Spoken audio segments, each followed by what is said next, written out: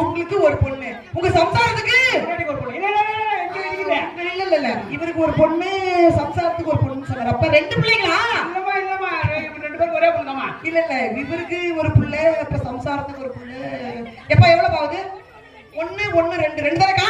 ஆமா 1 1 2ன்னு சொல்றாங்கப்பா இந்த ஊர்ல. அன்பு தம்பி பாலம் இருக்கனவங்களே, நீ பாட்டியே மாட வச்சிட்டு போட போற ராணுவத்துக்கு. பட்டி மட்டத்தை அன்பளிப்பு கொடுத்துட்டு எங்க உயிரை வந்துட்டு இருங்க. அண்ணே அண்ணே, ஊர்ல அழகுசாலையில அங்க போய் முனையில ஒரு கிழவி இருந்தா.